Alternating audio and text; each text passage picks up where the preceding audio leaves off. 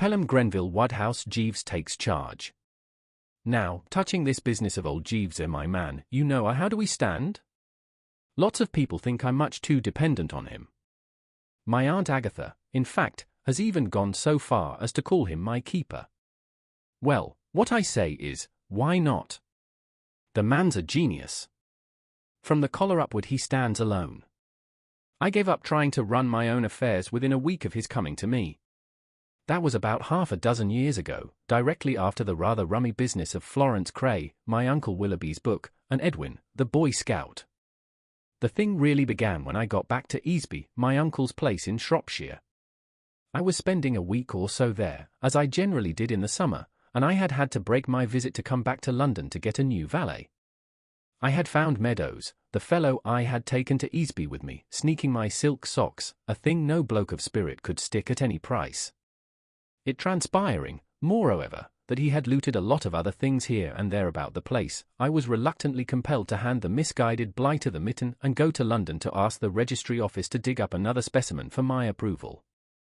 They sent me Jeeves. I shall always remember the morning he came. It so happened that the night before I had been present at a rather cheery little supper, and I was feeling pretty rocky. On top of this I was trying to read a book Florence Cray had given me. She had been one of the house party at Easby, and 2 or 3 days before I left we had got engaged. I was due back at the end of the week, and I knew she would expect me to have finished the book by then. You see, she was particularly keen on boosting me up a bit nearer her own plane of intellect. She was a girl with a wonderful profile, but steeped to the gills in serious purpose. I can't give you a better idea of the way things stood than by telling you that the book she'd given me to read was called Types of Ethical Theory, and that when I opened it at random I struck a page beginning. The postulate or common understanding involved in speech is certainly coextensive in the obligation it carries, with the social organism of which language is the instrument, and the ends of which it is an effort to subserve. All perfectly true, no doubt, but not the sort of thing to spring on a lad with a morning head. I was doing my best to skim through this bright little volume when the bell rang. I crawled off the sofa and opened the door. A kind of darkish sort of respectful Johnny stood without. I was sent by the agency, sir, he said. I was given to understand that you required a valet. I'd have preferred an undertaker, but I told him to stagger in, and he floated noiselessly through the doorway like a healing zephyr. That impressed me from the start. Meadows had had flat feet and used to clump. This fellow didn't seem to have any feet at all. He just streamed in. He had a grave, sympathetic face, as if he, too, knew what it was to sup with the lads. "Excuse me, sir," he said gently. Then he seemed to flicker, and wasn't there any longer. I heard him moving about in the kitchen, and presently he came back with a glass on a tray. "If you would drink this, sir," he said, with a kind of bedside manner, rather like the royal doctor shooting the bracer into the sick prince. "It is a little preparation of my own invention. It is the Worcester sauce that gives it its colour. The raw egg makes it nutritious. The red pepper gives it its bite. Gentlemen have told me they have found it extremely invigorating after a late evening. I would have clutched at anything that looked like a lifeline that morning." I swallowed the stuff. For a moment I felt as if somebody had touched off a bomb inside the old bean and was strolling down my throat with a lighted torch, and then everything seemed suddenly to get all right. The sun shone in through the window, birds twittered in the tree-tops, and, generally speaking, hope dawned once more. "You're engaged," I said, as soon as I could say anything. I perceived dearly that this cove was one of the world's workers, the sort no home should be without. "Thank you, sir. My name is Jeeves.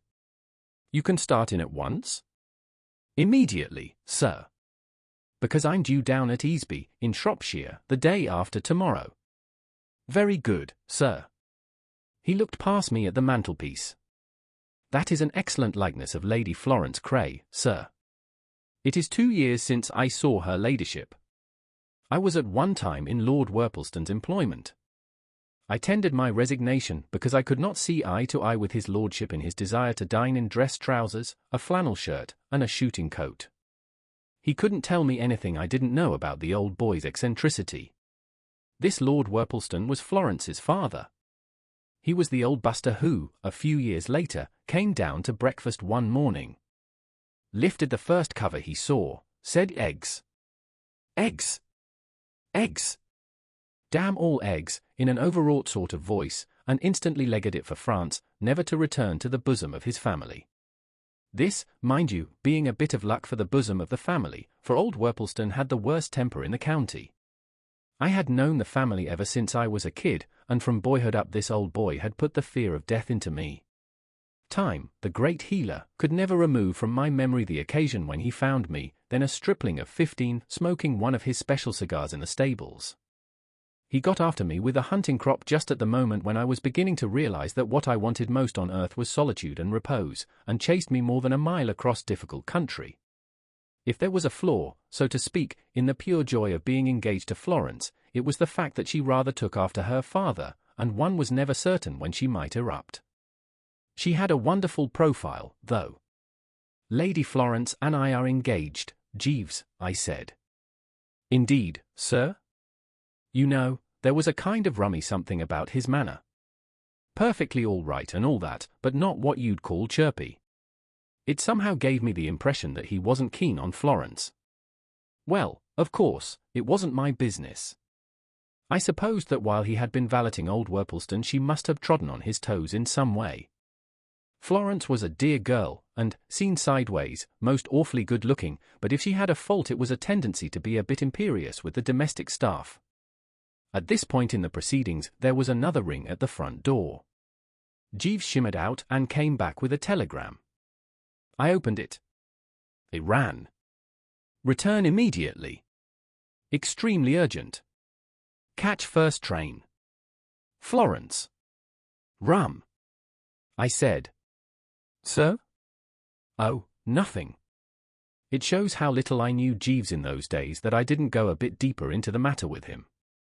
Nowadays I would never dream of reading a rummy communication without asking him what he thought of it. And this one was devilish odd. What I mean is, Florence knew I was going back to Easby the day after tomorrow, anyway, so why the hurry call? Something must have happened, of course, but I couldn't see what on earth it could be. "Jeeves," I said, "we shall be going down to Easby this afternoon. Can you manage it?" "Certainly, sir." "You can get your packing done and all that?" "Without any difficulty, sir." "Which suit will you wear for the journey?" "This one." I had on a rather sprightly young check that morning, to which I was a good deal attached. I fancied it, in fact, more than a little. It was perhaps rather sudden till you got used to it, but, nevertheless, an extremely sound effort, which many lads at the Dub and elsewhere had admired unrestrainedly. "Very good, sir." Again there was that kind of rummy something in his manner. It was the way he said it, don't you know. He didn't like the suit. I pulled myself together to assert myself. Something seemed to tell me that, unless I was jolly careful and nipped this lad in the bud, he would be starting to boss me. He had the aspect of a distinctly resolute blighter. Well, I wasn't going to have any of that sort of thing, by Jove. I'd seen so many cases of fellows who had become perfect slaves to their valets. I remember poor old Aubrey Fothergill telling me, with absolute tears in his eyes, poor chap, one night at the Dub, that he had been compelled to give up a favourite pair of brown shoes simply because Meakin, his man, disapproved of them. You have to keep these fellows in their place, don't you know? You have to work the good old iron hand in the velvet glove wheeze. If you give them a what's-its-name, they take a thingamy. "Don't you like this suit, Jeeves?" I said coldly. "Oh, yes, sir." "Well, what don't you like about it?" "It is a very nice suit, sir." "Well, what's wrong with it?" "Out with it, dash it." "If I might make the suggestion, sir, a simple brown or blue, with a hint of some quiet twill." "What absolute rot." "Very good, sir." "Perfectly blithering, my dear man." "As you say, sir." I felt as if I had stepped on the place where the last stair ought to have been, but wasn't. I felt defiant, if you know what I mean, and there didn't seem anything to defy. "All right, then," I said. "Yes, sir." And then he went away to collect his kit, while I started in again on TJPES of ethical theory, and took a stab at a chapter headed Idiopsychological Ethics. Most of the way down in the train that afternoon, I was wondering what could be up at the other end. I simply couldn't see what could have happened. Easby wasn't one of those country houses you read about in the society novels, where young girls are lured on to play baccarat and then skinned to the bone of their jewelry, and so on. The house party I had left had consisted entirely of law-abiding birds like myself. Besides, my uncle wouldn't have let anything of that kind go on in his house. He was a rather stiff, precise sort of old boy, who liked a quiet life. He was just finishing a history of the family or something, which he had been working on for the last year, and didn't stir much from the library. He was rather a good instance of what they say about its being a good scheme for a fellow to sow his wild oats. I'd been told that in his youth Uncle Willoughby had been a bit of a bounder. You would never have thought it to look at him now. When I got to the house, Oakshott, the butler, told me that Florence was in her room, watching her maid pack. Apparently there was a dance on at a house about 20 miles away that night, and she was motoring over with some of the Easby lot and would be away some nights. Oakshott said she had told him to tell her the moment I arrived, so I trickled into the smoking room and waited, and presently in she came. A glance showed me that she was perturbed, and even peeved. Her eyes had a gargly look, and altogether she appeared considerably pipped. "Darling," I said, and attempted the good old embrace, but she sidestepped like a bantamweight. "Don't." "What's the matter?"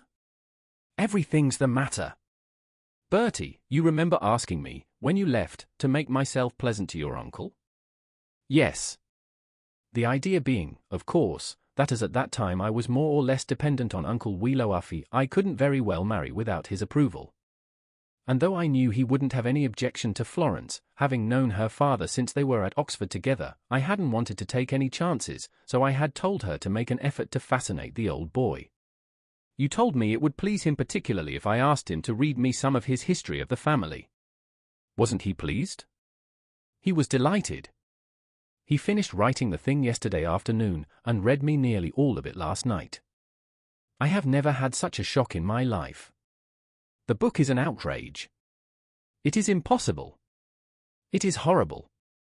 But dash it, the family weren't so bad as all that. It is not a history of the family at all. Your uncle has written his reminiscences. He calls them recollections of a long life." I began to understand. As I say, Uncle Willoughby had been somewhat on the Tabasco side as a young man, and it began to look as if he might have turned out something pretty fruity if he had started recollecting his long life. "If half of what he has written is true," said Florence, "your uncle's youth must have been perfectly appalling. The moment we began to read he plunged straight into a most scandalous story of how he and my father were thrown out of a music hall in 1887. Why? I decline to tell you why. It must have been something pretty bad. It took a lot to make them chuck people out of music halls in 1887. Your uncle specifically states that father had drunk 1.5 quarts of champagne before beginning the evening," she went on. "The book is full of stories like that. There is a dreadful one about Lord Emsworth." "Lord Emsworth?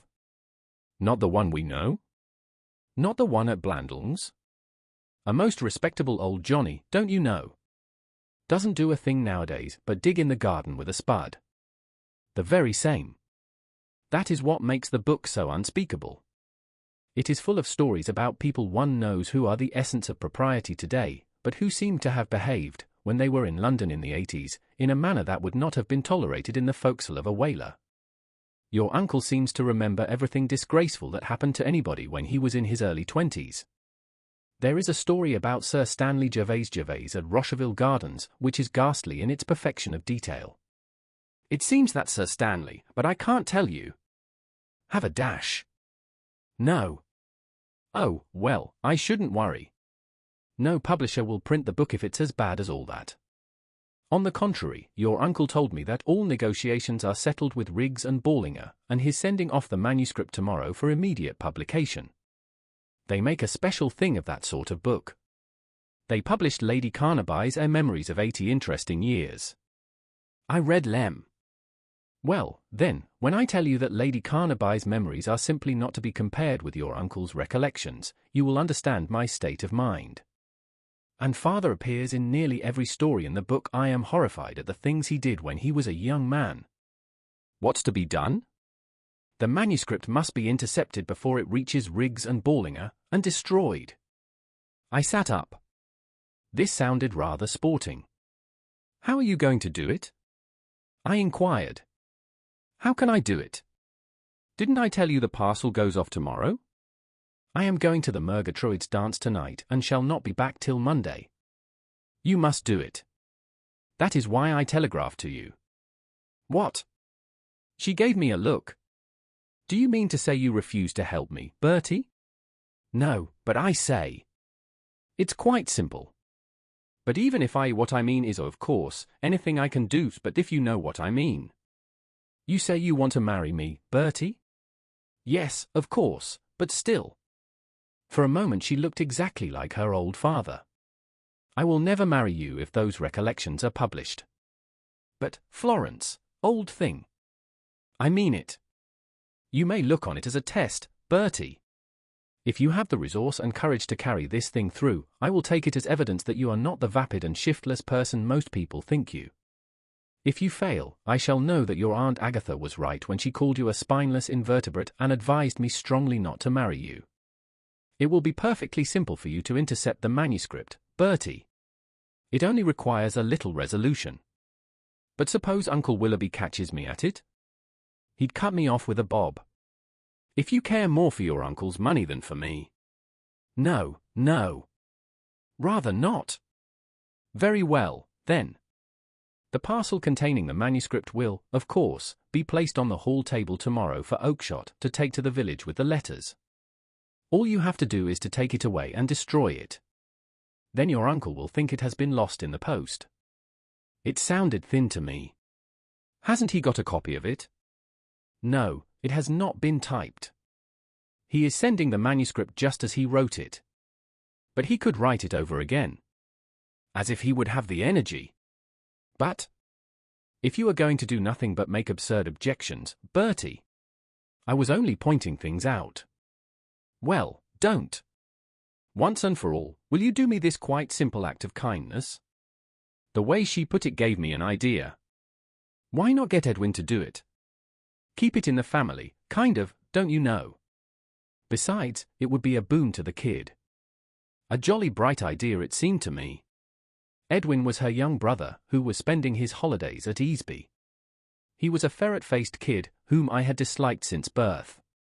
As a matter of fact, talking of recollections and memories, it was young blighted Edwin who, 9 years before, had led his father to where I was smoking his cigar and caused all the unpleasantness. He was 14 now and had just joined the Boy Scouts.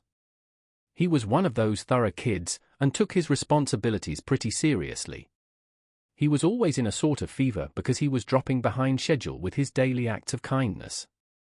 However hard he tried, he'd fall behind, and then you would find him prowling about the house, setting such a clip to try and catch up with himself that Easby was rapidly becoming a perfect hell for man and beast. The idea didn't seem to strike Florence. I shall do nothing of the kind, Bertie. I wonder you can't appreciate the compliment I am paying you, trusting you like this. Oh, I see that all right, but what I mean is, Edwin would do it so much better than I would. These Boy Scouts are up to all sorts of dodges. They spore, don't you know, and take cover and creep about, and what not. Bertie, will you or will you not do this perfectly trivial thing for me? If not, say so now, and let us end this farce of pretending that you care a snap of the fingers for me. Dear old soul, I love you devotedly.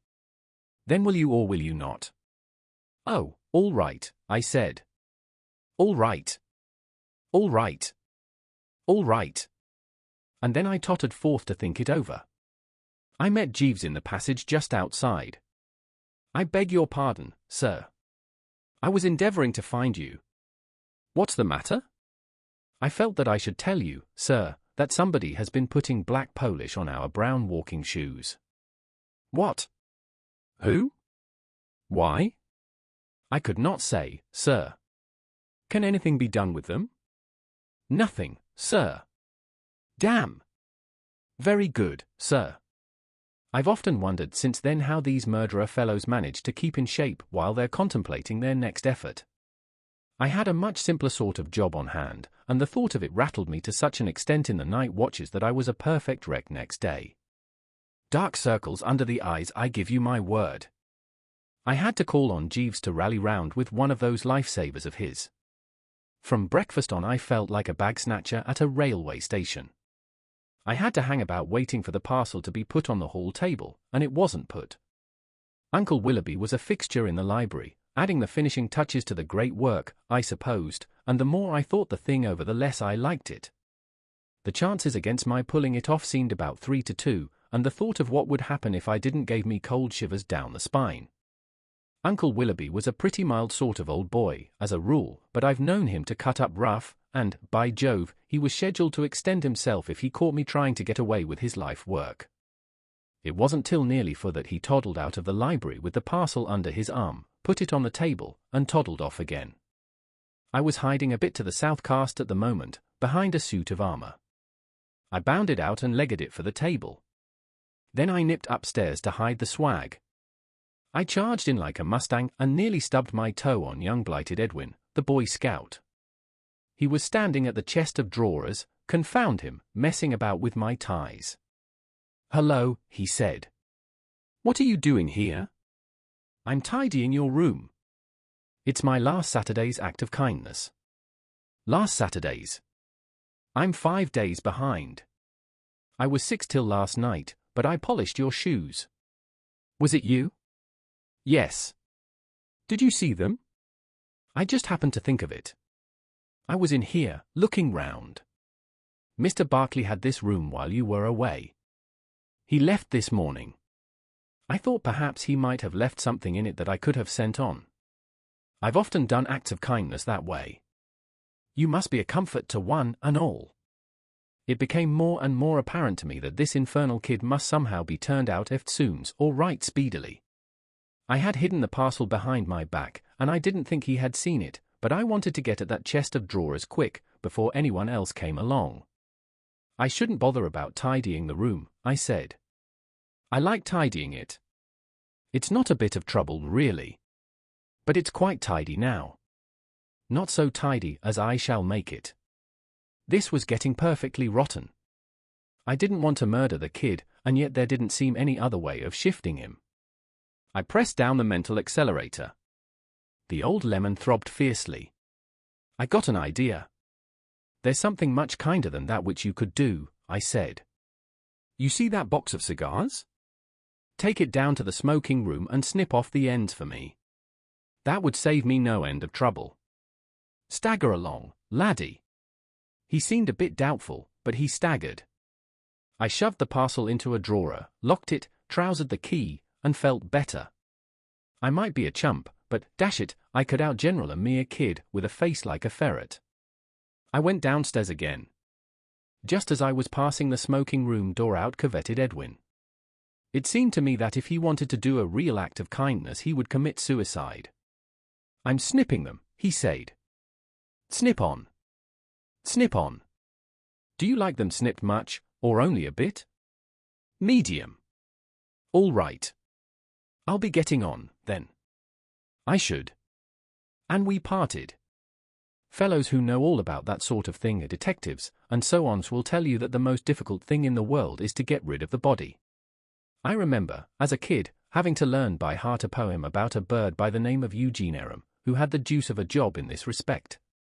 All I can recall of the actual poetry is the bit that goes, "Tum-tum, tum-tum, tum-tum-ti-tum, I slew him, tum-tum-tum."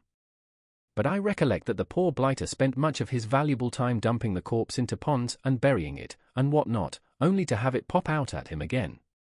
It was about an hour after I had shoved the parcel into the drawer when I realized that I had let myself in for just the same sort of thing. Florence had talked in an airy sort of way about destroying the manuscript, but when one came down to it, how the deuce can a chap destroy a great chunky mass of paper in somebody else's house in the middle of summer? I couldn't ask to have a fire in my bedroom, with the thermometer in the 80s. And if I didn't burn the thing, how else could I get rid of it? Fellows on the battlefield eat dispatches to keep them from falling into the hands of the enemy, but it would have taken me a year to eat Uncle Willoughby's recollections. I'm bound to say the problem absolutely baffled me. The only thing seemed to be to leave the parcel in the drawer and hope for the best. I don't know whether you have ever experienced it, but it's a dashed unpleasant thing having a crime on one's conscience. Towards the end of the day, the mere sight of the drawer began to depress me. I found myself getting all on edge, and once when Uncle Willoughby trickled silently into the smoking room when I was alone there and spoke to me before I knew he was there, I broke the record for the sitting high jump. I was wondering all the time when Uncle Willoughby would sit up and take notice. I didn't think he would have time to suspect that anything had gone wrong till Saturday morning, when he would be expecting, of course, to get the acknowledgement of the manuscript from the publishers. But early on Friday evening he came out of the library as I was passing and asked me to step in. He was looking considerably rattled.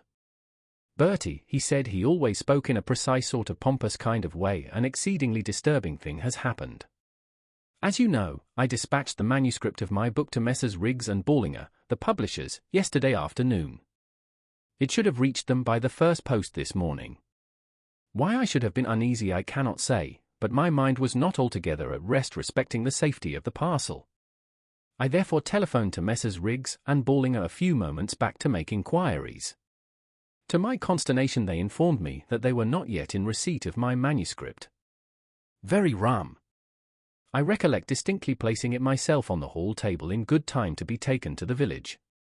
But here is a sinister thing. I have spoken to Oakshott, who took the rest of the letters to the post office, and he cannot recall seeing it there. He is, indeed, unswerving in his assertions that when he went to the hall to collect the letters there was no parcel among them. Sounds funny. Bertie, shall I tell you what I suspect? What's that? The suspicion will no doubt sound to you incredible, but it alone seems to fit the facts as we know them. I incline to the belief that the parcel has been stolen. Oh, I say. Surely not. Wait. Hear me out. Though I have said nothing to you before, or to anyone else, concerning the matter, the fact remains that during the past few weeks a number of objects, some valuable, others not, have disappeared in this house. The conclusion to which one is irresistibly impelled is that we have a kleptomaniac in our midst. It is a peculiarity of kleptomania, as you are no doubt aware, that the subject is unable to differentiate between the intrinsic values of objects. He will purloin an old coat as readily as a diamond ring or a tobacco pipe costing but a few shillings with the same eagerness as a purse of gold. The fact that this manuscript of mine could be of no possible value to any outside person convinces me that. But, uncle, one moment, I know all about those things that were stolen. It was Meadows, my man, who pinched them. I caught him snaffling my silk socks. Right in die act, by Jove. He was tremendously impressed. You amaze me, Bertie. Send for the man at once and question him. But he isn't here. You see, directly I found that he was a sock sneaker I gave him die boot. That's why I went to London to get a new man. Then, if the man Meadows is no longer in the house, it could not be he who purloined my manuscript. The whole thing is inexplicable. After which we brooded for a bit. Uncle Willoughby pottered about die room, registering baffledness, while I sat sucking at a cigarette, feeling rather like a chappie I'd once read about in a book, who murdered another cove and hid the body under the dining-room table, and then had to be the life and soul of a dinner party, with it there all the time. My guilty secret oppressed me to such an extent that after a while I couldn't stick it any longer. I lit another cigarette and started for a stroll in the grounds, by way of cooling off. It was one of those still evenings you get in the summer, when you can hear a snail clear its throat a mile away. The sun was sinking over the hills, and the gnats were fooling about all over the place, and everything smelled rather topping what with the falling dew and so on, and I was just beginning to feel a little soothed by the peace of it all when suddenly I heard my name spoken. It's about Bertie. It was the loathsome voice of young blighted Edwin. For a moment I couldn't locate it. Then I realized that it came from the library. My stroll had taken me within a few yards of the open window. I had often wondered how those Johnnies in books did it, I mean the fellows with whom it was the work of a moment to do about a dozen things that ought to have taken them about 10 minutes. But as a matter of fact, it was the work of a moment with me to chuck away my cigarette, swear a bit, leap about 10 yards, dive into a bush that stood near the library window, and stand there with my ears flapping. I was as certain as I've ever been of anything that all sorts of rotten things were in the offing. About Bertie? I heard Uncle Willoughby say. About Bertie and your parcel. I heard you talking to him just now. I believe he's got it.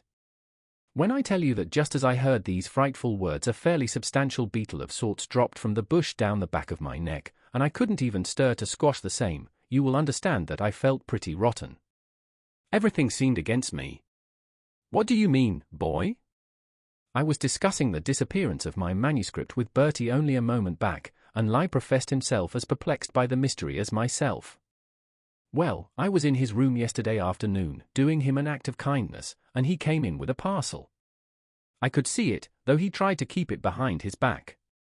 And then he asked me to go to the smoking room and snip some cigars for him, and about 2 minutes afterwards he came down, and he wasn't carrying anything. So it must be in his room. I understand they deliberately teach these dashed Boy Scouts to cultivate their powers of observation and deduction and what not. Devilish thoughtless and inconsiderate of them, I call it. Look at the trouble it causes. It sounds incredible, said Uncle Willoughby, thereby bucking me up a trifle. Shall I go and look in his room? Asked young blighted Edwin. I'm sure the parcel's there. But what could be his motive for perpetrating this extraordinary theft? Perhaps what you said just now. A kleptomaniac? Impossible. It might have been Bertie who took all those things from the very start, suggested the little brute hopefully. He may be like Raffles. Raffles? He's a chap in a book who went about pinching things. I cannot believe that Bertie would go about pinching things. Well, I'm sure he's got the parcel. I'll tell you what you might do. You might say that Mr. Barclay wired that he had left something here. He had Bertie's room, you know. You might say you wanted to look for it. That would be possible. I didn't wait to hear any more. Things were getting too hot. I sneaked softly out of my bush and raced for the front door. I sprinted up to my room and made for the drawer where I had put the parcel. And then I found I hadn't the key. It wasn't for the deuce of a time that I recollected I had shifted it to my evening trousers the night before and must have forgotten to take it out again. Where the dickens were my evening things? I had looked all over the place before I remembered that Jeeves must have taken them away to brush. To leap at the bell and ring it was, with me, the work of a moment. I had just rung it when there was a footstep outside, and in came Uncle Willoughby. "Oh, Bertie," he said, without a blush, "I have received a telegram from Barclay, who occupied this room in your absence, asking me to forward him his cigarette case, which, it would appear, he inadvertently omitted to take with him when he left the house. I cannot find it downstairs, and it has, therefore, occurred to me that he may have left it in this room. I will, just take a look round." It was one of the most disgusting spectacles I've ever seen. Till's white-haired old man, who should have been thinking of the hereafter, standing there lying like an actor. "I haven't seen it anywhere," I said. "Nevertheless, I will search. I must spare no effort. I should have seen it if it had been here or what? It may have escaped your notice. It is, possibly in one of the drawers." He began to nose about. He pulled out drawer after drawer, pottering round like an old bloodhound, and babbling from time to time about Barclay and his cigarette case in a way that struck me as perfectly ghastly. I just stood there, losing weight every moment. Then he came to the drawer where the parcel was. "This appears to be locked," he said, rattling the handle. "Yes, I shouldn't bother about that one. It's locked, and all that sort of thing." "You have not the key?" A soft, respectful voice spoke behind me. "I fancy, sir, that this must be the key you require. It was in the pocket of your evening trousers." It was Jeeves. He had shimmered in, carrying my evening things, and was standing there holding out the key. I could have massacred the man. "Thank you," said my uncle. "Not at all, sir." The next moment Uncle Willoughby had opened the drawer. I shut my eyes. "No," said Uncle Willoughby, "there is nothing here. The drawer is empty." "Thank you, Bertie. I hope I have not disturbed you. I fancy Barclay must have taken his case with him after all." When he had gone I shut the door carefully. Then I turned to Jeeves. The man was putting my evening things out on a chair. "Oh, Jeeves." "Sir?" "Oh, nothing." It was deuced difficult to know how to begin. "Oh, Jeeves." "Sir?" "Did you or was there or have you by chance?" "I removed the parcel this morning, sir." "Oh, why?" "I considered it more prudent, sir." I mused for a while. "Of course, I suppose all this seems tolerably rummy to you, Jeeves?" "Not at all, sir. I chanced to overhear you and Lady Florence speaking of the matter the other evening, sir." "Did you, by Jove?" "Yes, sir." "Well, Jeeves, I think that, on the whole, if you were to, as it were, freeze onto that parcel until we get back to London." "Exactly, sir." "And then we might, so to speak, chuck it away somewhere, what?" "Precisely, sir." "I'll leave it in your hands." "Entirely, sir." "You know, Jeeves, you're by way of being rather a topper." "I endeavour to give satisfaction, sir." "1 in a million, by Jove." "It is very kind of you to say so, sir." "Well, that's about all, then, I think." "Very good, sir." "Florence came back on Monday." "I didn't see her till we were all having tea in the hall." "It wasn't till the crowd had cleared away a bit that we got a chance of having a word together." "Well, Bertie," she said, "it's all right." "You have destroyed the manuscript?" "Not exactly, but—" "What do you mean?" "I mean I haven't absolutely." "Bertie, your manner is furtive." "It's all right. It's this way." And I was just going to explain how things stood when out of the library came leaping Uncle Willoughby, looking as braced as a 2-year-old. The old boy was a changed man. "A most remarkable thing, Bertie. I have just been speaking with Mr. Riggs on the telephone, and he tells me he received my manuscript by the first post this morning. I cannot imagine what can have caused the delay. Our postal facilities are extremely inadequate in the rural districts. I shall write to headquarters about it. It is insufferable if valuable parcels are to be delayed in this fashion. I happen to be looking at Florence's profile at the moment, and at this juncture she swung round and gave me a look that went right through me like a knife." Uncle Willoughby meandered back to the library, and there was a silence that you could have dug bits out of with a spoon. "I can't understand it," I said at last. "I can't understand it, by Jove." "I can. I can understand it perfectly, Bertie. Your heart failed you. Rather than risk offending your uncle, you—" "No, no. Absolutely. You preferred to lose me rather than risk losing the money. Perhaps you did not think I meant what I said." "I meant every word. Our engagement is ended." "But I say—" "Not another word." "But, Florence, old thing. I do not wish to hear any more. I see now that your Aunt Agatha was perfectly right. I consider that I have had a very lucky escape. There was a time when I thought that, with patience, you might be molded into something worth while. I see now that you are impossible." And she popped off, leaving me to pick up the pieces. When I had collected the debris to some extent, I went to my room and rang for Jeeves. He came in looking as if nothing had happened or was ever going to happen. He was the calmest thing in captivity. "Jeeves!" I yelled. "Jeeves, that parcel has arrived in London." "Yes, sir?" "Did you send it?" "Yes, sir. I acted for the best, sir. I think that both you and Lady Florence overestimated the danger of people being offended at being mentioned in Sir Willoughby's recollections. It has been my experience, sir, that the normal person enjoys seeing his or her name in print, irrespective of what is said about them. I have an aunt, sir, who a few years ago was a martyr to swollen limbs.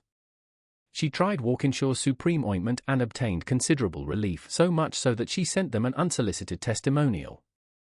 Her pride at seeing her photograph in the daily papers in connection with descriptions of other lower limbs before taking, which were nothing less than revolting, was so intense that it led me to believe that publicity of whatever sort is what nearly everybody desires. Moreover, if you have ever studied psychology, sir, you will know that respectable old gentlemen are by no means averse to having it advertised that they were extremely wild in their youth. I have an uncle. I cursed his aunts and his uncles and him and all the rest of the family. Do you know that Lady Florence has broken off her engagement with me? Indeed, sir? Not a bit of sympathy. I might have been telling him it was a fine day.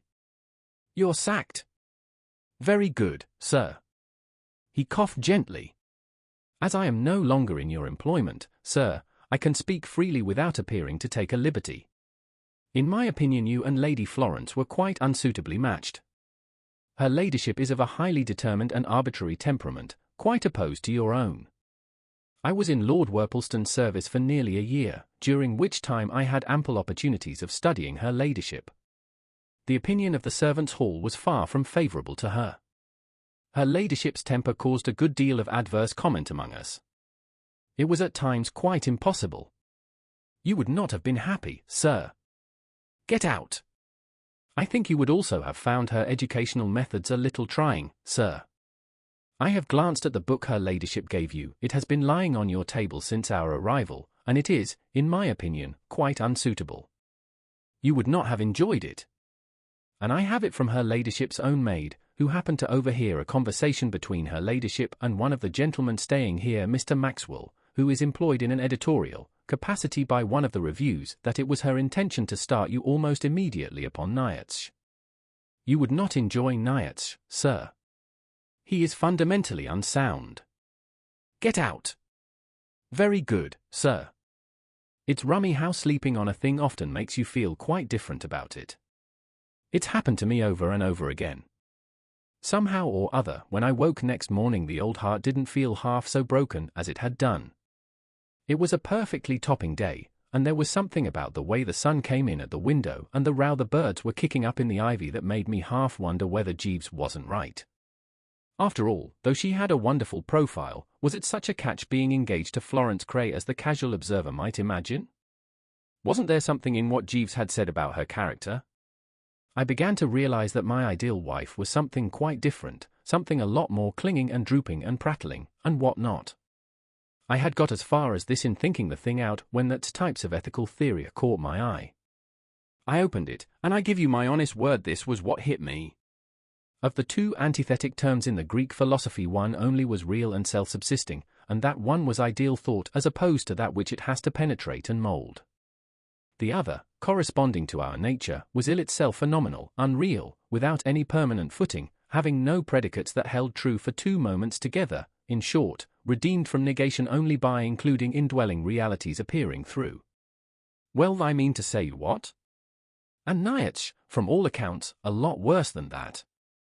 Jeeves, I said, when he came in with my morning tea, I've been thinking it over. You're engaged again. Thank you, sir. I sucked down a cheerful mouthful. A great respect for this bloke's judgment began to soak through me. Oh, Jeeves, I said, about that check suit. Yes, sir? Is it really a frost? A trifle too bizarre, sir, in my opinion. But lots of fellows have asked me who my tailor is. Doubtless in order to avoid him, sir. He's supposed to be one of the best men in London. I am saying nothing against his moral character, sir. I hesitated a bit. I had a feeling that I was passing into this chappie's clutches, and that if I gave in now I should become lust like poor old Aubrey Fothergill, unable to call my soul my own. On the other hand, this was obviously a cove of rare intelligence, and it would be a comfort in a lot of ways to have him doing the thinking for me. I made up my mind.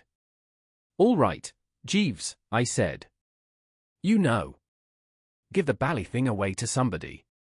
He looked down at me like a father gazing tenderly at the wayward child. Thank you, sir. I gave it to the under gardener last night. A little more tea, sir?